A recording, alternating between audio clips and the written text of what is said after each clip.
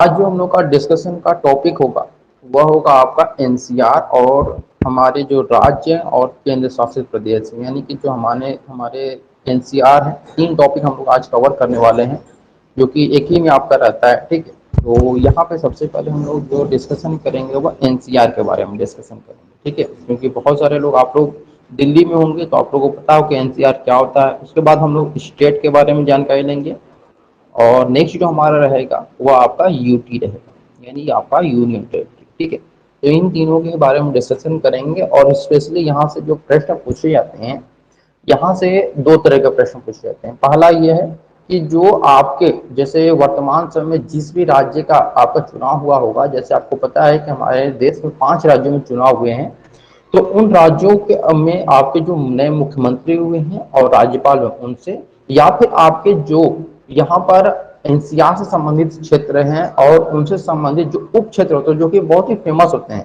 जैसे अगर हम बात करते हैं महाराष्ट्र की बात करें तो महाराष्ट्र में दो उप क्षेत्र बहुत ही ज्यादा फेमस है। पहला आपका मुंबई है, दूसरा जो आपका है विदर्भ है। तो इनसे प्रश्न आपको पूछा भी जाता है। विदर्भ से संबंधित तो 3 से 4 बार आप लोग के जो प्रीवियस ईयर पेपर आप लोग जब सॉल्व करेंगे बीएचयू का, तो उसमें 3 से 4 बार आप लोग का प्रश्न पूछा गया है कि बताइए कि विदर्भ जो है वह किस राज्य के अंतर्गत आता है। ठीक है, तो सिंपल सा क्वेश्चन रहेगा, बस आपको ये ध्यान रखना होगा कि जो भी आपका क्षेत्र पूछा जाएगा वह क्षेत्र किस राज्य से संबंधित है। ठीक है, तो हम लोग शुरुआत करते हैं एनसीआर की। बताता हूँ, यहाँ पर एनसीआर की संख्या 22 है। ठीक है, कितनी है? 22 है। अगर केवल हम बात करें, ठीक है, तो अगर यहाँ पर एनसीआर आपका राज्य अगर पूछे, ठीक है, तो राज्य आपका वो भी केंद्र शासित प्रदेश में एक है। और अगर क्षेत्र के बारे में पूछे कि एनसीआर क्षेत्र में आपका कौन कौन से आते हैं, तो 22 क्षेत्र हैं। ठीक है, एक आपका आ जाता है दिल्ली। ठीक है, और अगर हम बात करें यहाँ पे जो 22 आपके क्षेत्र मैंने आपको बताया हूँ, उन 22 क्षेत्र में आपका, देखिए जो 22 आपके क्षेत्र आते हैं इनको 3 भागों में हम लोग डिवाइड करते हैं। ठीक है, पहला जो भाग आपका आता है वह आपका यूपी का है। ठीक है, यानी यूपी के कुछ ऐसे जिले हैं जो कि एनसीआर में शामिल। उसी प्रकार से सेकंड नंबर पे हम लोग रखेंगे हरियाणा को। ठीक है, यहां से भी कुछ जिले जो हैं आपके एनसीआर में आते हैं। इसके बाद आपका नंबर आता है राजस्थान का, तो यहां से भी आपके कुछ जिले जो हैं वह एनसीआर क्षेत्र में आते हैं। तो अब हम यहाँ पे बात करते हैं कि यूपी के ऐसे कितने जिले हैं जो कि एनसीआर क्षेत्र में आते हैं। तो आपके कुल टोटल 13 ऐसे जिले हैं जो कि आपके एनसीआर में आते हैं। ठीक है, वही आप अगर बात करें हरियाणा की, तो हरियाणा के कुल आपके 7 ऐसे जिले हैं जो कि आपके एनसीआर में आते हैं। वही राजस्थान की अगर हम बात करते हैं तो राजस्थान में 2 ऐसे जिले हैं जो कि आपके एनसीआर क्षेत्र में आते हैं। ठीक है, यानी अगर केवल और केवल जिले के बारे में पूछे कि कुल टोटल एनसीआर की संख्या कितनी है, तब आप 22 बताएंगे। अगर पूछ लिया जाए कि एनसीआर अगर राज्य के क्षेत्र में बात किया जाए या फिर केंद्र शासित प्रदेश जो है उसके संदर्भ में बात किया जाए तो केवल एक होगा। ठीक है, तो 22 आपके क्षेत्र ये हो गए यूपी, हरियाणा और राजस्थान। यानी कि अगर हम बात करें 3 क्षेत्र जो आपके मुख्यतः हैं, ये आपके राज्य हैं। राज्य में आपके 3 राज्य आ जाते हैं और आपका केंद्र शासित प्रदेश में एक आ जाता है। एक कौन सा आपका? दिल्ली केंद्र शासित प्रदेश है। यूपी, हरियाणा और राजस्थान ये आपके स्वतंत्र राज्य के रूप में। तो मैं यहाँ पे आप लोगों को नाम भी बता देता हूँ कि कौन कौन से ऐसे क्षेत्र हैं जो कि आपके आते हैं। ठीक है, तो सबसे पहले मैं आप लोगों को हरियाणा जो कि आपके 7 जिले हैं उनमें बताता हूँ। आपका फरीदाबाद, गुरुग्राम, मेवात, रोहतक, सोनीपत, रेवाड़ी, झज्जर, पानीपत, पलवल, भिवानी, ये सभी के सभी जो आपके हैं वो कहाँ पे आते हैं? हरियाणा क्षेत्र में आते हैं। ठीक है, और अगर हम उत्तर प्रदेश की बात करें तो आपका मेरठ, गाजियाबाद, हापुड़, गौतम बुद्ध नगर, बुलंदशहर और आपका मुजफ्फरपुर और इसके अलावा आपका शामली, बागपत आते हैं। ठीक है, और एक प्रश्न आप लोगों से ये भी पूछ सकता है कि यूपी का सबसे नया जिला कौन सा है जो कि एनसीआर के क्षेत्र में शामिल हुआ है, तो आपका शामली है। ठीक है, ये प्रश्न आप लोगों को पूछा भी जा सकता है, तो इसको ध्यान रखिएगा। शामली एक ऐसा जिला है यूपी का जो कि सबसे बाद में यानी कि सबसे नए रूप में अगर बात किया जाए तो वह एनसीआर में शामिल हुआ है। ठीक है, और अगर हम बात करते हैं यहाँ पे जो आपका राजस्थान है, ठीक है, जिसके 2 जिले आपके हैं वो आपका अलवर और भरतपुर है। और इनमें भी सबसे नया जो आपका शामिल किया गया है तो आपका अलवर, भरतपुर पहले किया गया था फिर अलवर बाद में किया गया था। ठीक है, तो इस प्रकार से हमारे मैंने आपको बता दिया कि 22 ऐसे जिले हैं जो कि आपके एनसीआर के क्षेत्र में आते हैं, राजधानी जो आपकी दिल्ली है उसको छोड़ करके। अब अगर हम बात करते हैं यहाँ पर कि जो हमारा मतलब जो भी हम लोग का क्षेत्रफल दिखाया जाता है वह क्षेत्रफल किसके द्वारा दिखाया जाता है, उससे पहले आप लोग को बताना चाहेंगे कि एनसीआर होता क्या।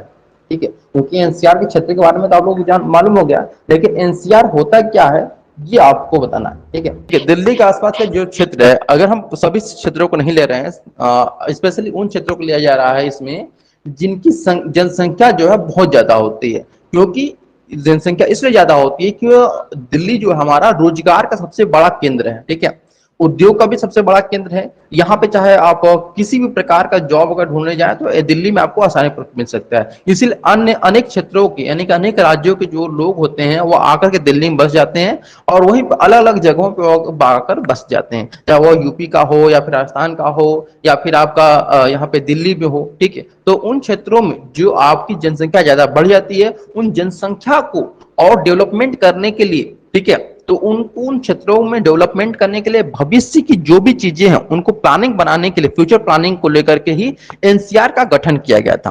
ठीक है, किसका गठन किया गया था? एनसीआर का गठन किया गया था। अब यहाँ पे आपको बताते हैं कि एनसीआर का गठन कब किया गया था। तो एनसीआर का जो गठन है वह 1985 में किया गया था। ठीक है, कब किया गया? 1985 में एनसीआर का गठन किया गया था। ठीक है, और यहीं पे आपका बात आता है कि दिल्ली, क्योंकि दिल्ली सबसे मुख्य आपका है, तो ध्यान रखिएगा दिल्ली के बारे में कुछ यहाँ पे आप लोग को पता होना चाहिए। ठीक है, इतिहास आप लोग पढ़ रहे हैं और इतिहास से संबंधित बहुत ज्यादा तथ्य आप लोग को मालूम होना चाहिए।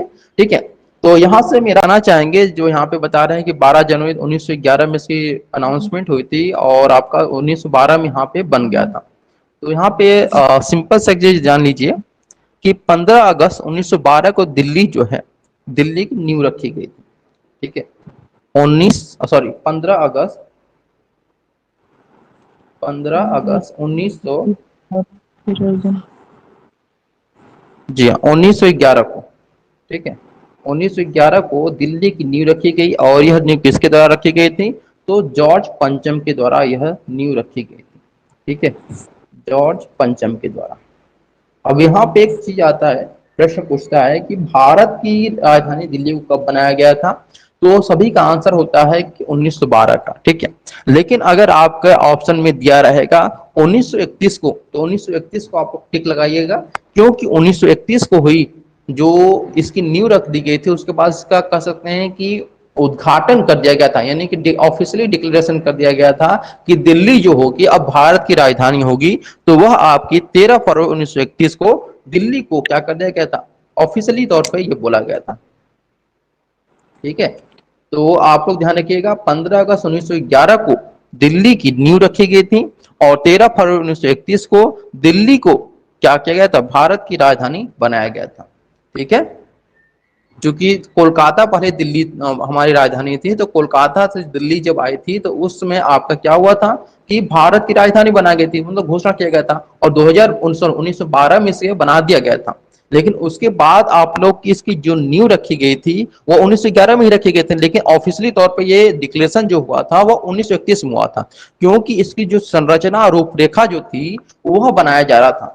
ठीक है, तो रूपरेखा जो बनाने का कार्य किया गया था वह किया गया था एडविन ल्यूटेंस के द्वारा और हर्बर्ट बेकर के द्वारा इसकी रूपरेखा तैयार की गई थी। तो वो रूपरेखा तैयार होने के बाद जब ये दिल्ली का पूरा निर्माण किया गया था, तो निर्माण ऑफिशियली जब बन के ये पूरा तैयार हो गया तो वह आपका बन कब तैयार हुआ था? 13 फरवरी 1931 को बन के तैयार हुआ था। तो अगर आपसे प्रश्न आ जाए कि दिल्ली जो है भारत की राजधानी कब बनाई गई थी, या फिर इसका या बोल दिया जाए कि उद्घाटन कब किया गया था, तो वह आपका 13 फरवरी 1931 को किया गया था।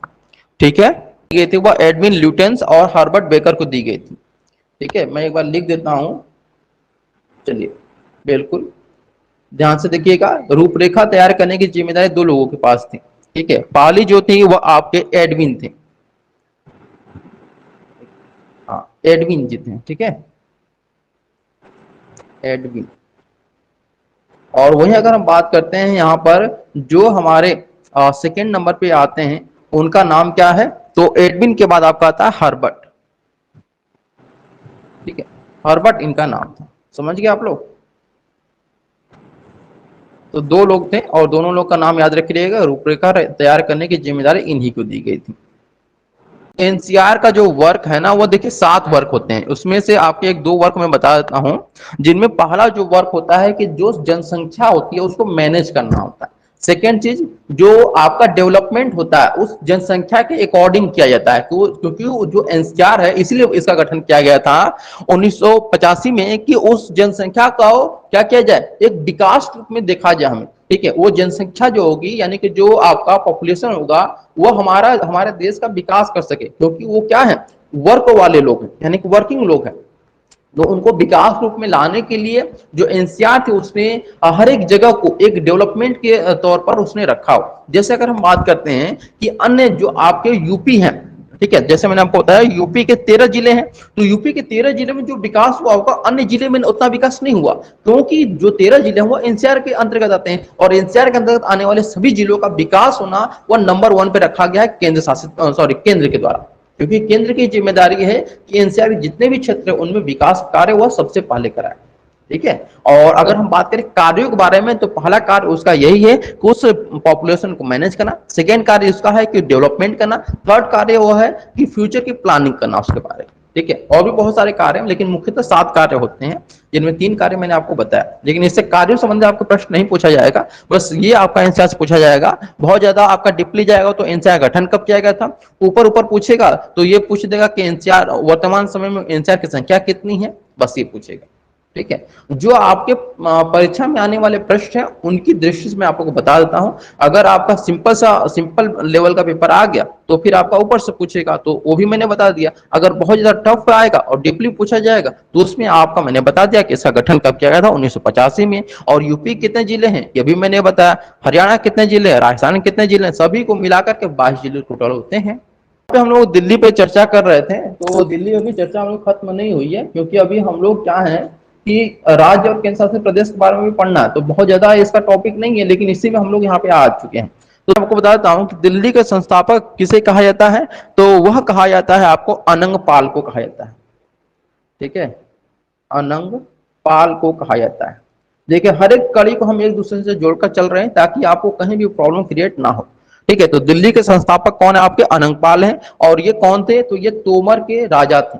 ठीक है, तोमर वंश के क्या थे, राजा थे। ठीक है, और इसका जिक्र यानी अगर हम बात करें स्रोत की बात करें तो इसका स्रोत हमें मिलता है पृथ्वीराज रासो में। ठीक है, किसमें मिलता है, पृथ्वीराज रासो में इसका स्रोत हमें देखने को मिलता है। तो चंद्र बरदाई की है। ठीक है, तो ये याद रखिएगा, हर एक चीज को एक दूसरे से कड़ी को जोड़ते चलेंगे तो आपकी नॉलेज क्या होगा, उसका विस्तार भी होता जाएगा। ठीक है, दिल्ली के संस्थापक कौन है, अनंगपाल। और वो कौन थे, तोमर के राजा थे। इसका जिक्र कहां पे आपको मिलता है, तो इसका जिक्र आपको मिलता है पृथ्वीराज रासो में। पृथ्वीराज रासो के जो आपके रचयिता वह कौन है, आपके चंद्र बरदाई जी हैं। ठीक है, और यहां से एक प्रश्न और पूछा जाता है आपका दिल्ली से संबंधित। यहाँ पे दिल्ली से संबंधित प्रश्न पूछा जाता है कि सबसे पहले कौन सा शासक था जिसने कि दिल्ली को अपनी राजधानी बनाया था। ठीक है, तो वह राजधानी किसने बनाया था, तो वह आपका बनाया था इल्तुतमिश। ठीक है, इल्तुतमिश। और यह कब बनाया था, तो इसने 1231 में अपनी राजधानी बनाया था। ठीक है, यानी ये पहला शासक था जिसने कि दिल्ली को अपनी राजधानी बनाया था। ठीक है, तो ये आपका 1231 में हो गया। ठीक है, तो यहां तक राज्य और केंद्र शासित प्रदेश बन रहा था। तो आपको बताना चाहेंगे हमारे यहाँ पे अभी हम लोगों ने किसको खत्म किया, आपको एनसीआर वाले पोर्शन को खत्म किया है। ठीक है, अब एनसीआर से हम आते हैं अपने राज्य पे आते हैं। ठीक है, और अगर हम बात करें जो हमारे स्टेट है, ठीक है, स्टेट और आपके यूनियन टेरिटरी, अगर वर्तमान समय में अगर बात करें तो हमारे भारत में वर्तमान समय में स्टेट की जो संख्या आपकी वह 28 है। ठीक है, और यूनियन टेरिटरी की अगर बात करें तो यूनियन टेरिटरी के शासित प्रदेशों की संख्या 8 है। ठीक है, और यह कब से लागू की गई है, यानी कि यह कब से हम लोग बोल सकते हैं कि हमारे यहाँ 28 राज्य और 8 केंद्र शासित प्रदेश हैं। तो यह आपका 26 जनवरी 2020 से 26 जनवरी 2020 से। ठीक है, 26 जनवरी 2020 से हमारे यहाँ 28 राज्य और 8 केंद्र शासित प्रदेश हैं। समझ गए आप लोग यहाँ पे। और यहाँ पे आप लोग को मैं बताना चाहूंगा कि जो आपके 8 केंद्र शासित प्रदेश और 26 आपके यहाँ पे 28 राज्य हैं, ये आपके पहले नहीं थे। पहले क्या था कि आपका 29 राज्य थे और 7 केंद्र शासित प्रदेश थे। उसके बाद फिर क्या हुआ कि जम्मू कश्मीर को यहाँ पे तोड़ दिया गया, उसको जम्मू कश्मीर और लद्दाख में डिवाइड कर दिया गया, 2 केंद्र शासित प्रदेश में। फिर वहां पे क्या हो गया कि आपके राज्यों की संख्या कम हो गई, ठीक है। और उससे पहले भी क्या था, 28 राज्य थे, लेकिन आंध्र प्रदेश जो था, आंध्र प्रदेश से आपका तेलंगाना अलग हुआ, ठीक है। आंध्र प्रदेश से आपका तेलंगाना अलग हुआ, तो आंध्र प्रदेश जब तेलंगाना अलग हुआ तो उस समय आपका 28 से क्या हो गया, 29वां राज्य आपका तेलंगाना बन गया था, ठीक है। फिर 29वां राज्य जो आपका तेलंगाना बन गया था, तो उसके बाद फिर हम लोग का केंद्र शासित प्रदेश को, जो आपकी कह सकते हैं कि जम्मू कश्मीर है, उसको तोड़ा गया। फिर दो केंद्र शासित प्रदेश को एक में उसको एकजुट कर दिया गया। तो ये जो मोदी सरकार है ना, ये केवल तोड़ती है फिर जोड़ती है, या तो नाम बदलती है या फिर तोड़ेगी। ये इससे क्या होता है कि जो बच्चे तैयारी करने वाले होते हैं उनको एक बूस्ट मिलता है कि हम लोग इसी में लगे रहें, कि केवल नाम याद करते रहें, और जो भी नए नए यहाँ पे राज्य बने उनका हम लोग नाम नोट करते रहे, और यही परीक्षा में आएगा, ठीक है। यही देखिए सबसे बड़ी उपलब्धि हम तो कहते हैं मोदी जी की। उसके बाद आप लोग की इच्छा जो भी आप लोग समझे। तो हम लोग यहाँ पे एक चर्चा किया था हमने कि आपका जो तेलंगाना है, ठीक है, तेलंगाना जो है आपका हैदराबाद से अलग हुआ था। तो ये बताइए कि तेलंगाना हैदराबाद से अलग कब हुआ था। ये जून 2014 को तेलंगाना जो है आपका वह किससे अलग हो गया था, तो वह आपका हैदराबाद से अलग हो गया था, ठीक है। तो अब यहाँ पे हम लोग आते हैं अगला जो है, चले जो टॉपिक आपका है तो राज्यों पर, ठीक है। तो राज्य आप लोग मैंने बताया 28 राज्य हैं। और अगर हम केंद्र शासित प्रदेश की बात करें, ठीक है, तो उससे पहले आपको बताना चाहेंगे 31 अक्टूबर, ये ध्यान रखिएगा, ये डेट आप लोग अपने दिमाग में बैठा लीजिएगा कि 31 अक्टूबर 2019 ये बहुत ही महत्वपूर्ण आपका डेट है। और इस डेट को क्या हुआ था, इस डेट को जम्मू कश्मीर और लद्दाख को एकदम अलग अलग कर दिया गया था, ठीक है। यहाँ पे जम्मू कश्मीर को कर दिया गया और यहाँ पर आपके लद्दाख को कर दिया गया, ठीक है। किसको कर दिया, लद्दाख को कर दिया गया, ठीक है। ये अलग कर दिया गया, समझ गया। यानी कि पहले कौन अलग हुआ, तो पहले आपका हैदराबाद अलग हुआ था तेलंगाना से। हमारे देश में देखिए अलगाव बहुत ज्यादा चीजें हो रही हैं, जैसे जम्मू कश्मीर को फिर अलग कर दिया गया लद्दाख में, ठीक। तो अब यहाँ पे जो आपका 31 अक्टूबर 2019 को जम्मू कश्मीर जो हुआ वह लद्दाख से अलग हो गया। तो ये इसी दिन को क्यों रखा गया था कि इसी दिन को यहाँ पर इसको अलग किया जाएगा। क्या कारण था कि जम्मू कश्मीर और लद्दाख को 31 अक्टूबर को ही मतलब हटाया गया था, यानी अलग किया गया था। और भी डेट तो थे, क्यों यहाँ पे इस कोई पर्टिकुलर डेट होना चाहिए, क्या कारण था इसका। सबसे बड़ा कारण यहाँ पे सरदार वल्लभ भाई पटेल ने उनका कहते हैं जयंती मनाया जाता है, ठीक है। क्या मनाया जाता है, जयंती मनाया जाता है। और उनकी जयंती कब पड़ती है आपकी, तो 31 अक्टूबर को ही आपकी उनकी जयंती पड़ती है, ठीक है। 31 अक्टूबर को आप लोग का जो मैंने बताया कि 26 जनवरी 2020 से, तो 26 जनवरी 2020 से मैंने क्यों बोला, क्योंकि इसी दिन से आप लोग के यानी भारत में क्या हो गया कि 28 राज्य और 8 केंद्र शासित प्रदेश हो गया। और इसी दिन क्या हुआ था कि आपका दादरा और नगर हवेली और दमन दीव इनको अलग कर सॉरी एक कर दिया गया था, ठीक है। इनको क्या कर दिया गया, एक कर दिया गया। ये बहुत मतलब दो अलग अलग केंद्र शासित प्रदेश थे और दोनों को एक करके इसलिए किया गया ताकि जो प्रशासनिक कार्य है उसको और इजी बनाया जा सके, ठीक है।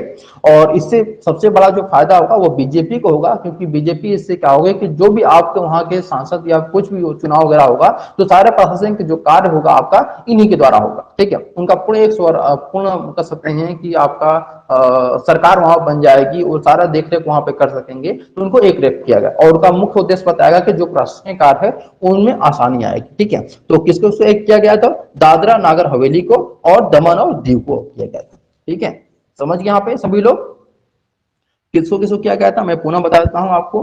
दमन और दीव को, दमन एंड दीव, प्लस यहां पर एक और किया गया था दादरा और नगर हवेली, दादरा और नगर हवेली को, ठीक है, नगर हवेली, ठीक है। इसका था, ठीक है, समझ गए आप लोग। यानी कि 19 दिसंबर 1961 को दमन और दीव को पुर्तगाली शासन से क्या कराया गया था, स्वतंत्र कराया गया था।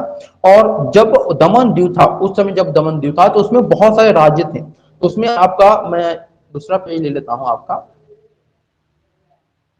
हाँ देखिए, दमन और दीव, ठीक है, दमन और दीव, ये जो आपका केंद्र शासित प्रदेश था जब ये आजाद हुआ उस समय, तब इसमें आपका गोवा भी था, ठीक है। क्या था आपका, गोवा भी था। लेकिन गोवा को क्या कर दिया गया, फिर इसमें से आजाद मतलब इसको अलग कर दिया गया था, ठीक है। इसको क्या कर दिया गया, अलग कर दिया गया, ठीक है।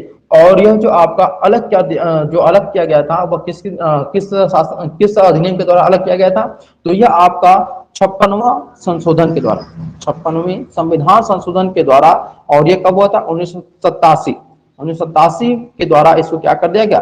गोवा को अलग कर दिया गया, यानी कि इसको पूर्ण राज्य का दर्जा दे दिया गया था और दमन और दीव को इसी शासन के द्वारा क्या कर दिया गया? केंद्र शासित प्रदेश बना दिया गया था। ठीक है, और यहीं पर अगर हम बात करते हैं, अगला जो हमारा टॉपिक है, जो भी हम लोगों ने डिस्कशन किया था आपका, दादरा और नगर हवेली। ठीक है, जिसके बारे में आप लोगों ने बताया था कि दादरा और नगर हवेली। ठीक है, तो दादरा नगर हवेली की जो था आपका, वह जो आपका पुर्तगालियों से आजाद कब करा लिया गया था? तो वह आपका 2 अगस्त 1954 को दादरा नगर हवेली को पुर्तगालियों के शासन से अलग कर दिया गया था। ठीक है, कब कराया गया था? तो 1954 में आपका करा लिया गया था। समझ गए? तो यही आपसे प्रश्न पूछ सकता है, दादरा और नगर हवेली से और दमन और दीव से प्रश्न पूछ सकता है। ठीक है, तो यहां तक मैंने आप लोगों को समझाया कि कौन कौन से आपके राज्य जो इंपॉर्टेंट है और ऐसे कौन से केंद्र शासित प्रदेश हैं। 8 आपके केंद्र शासित प्रदेश इस समय और 28 आपके राज्य। ठीक है, तो इस प्रकार से उम्मीद करते हैं आप लोगों को समझ में आया भी होगा। और मैं पुनः आपको बताना भी चाहूंगा कि 8 आपके जो केंद्र शासित प्रदेश हैं वह कौन कौन से आपके हैं। तो इनमें आपका दिल्ली आता है, चंडीगढ़, लक्षद्वीप, दादर नगर हवेली, दमन दीव और पुडुचेरी, अंडमान निकोबार द्वीप समूह, जम्मू कश्मीर और सबसे लास्ट में आपका लद्दाख आता है। को हम लोग यहीं पे समाप्त करेंगे। ठीक है।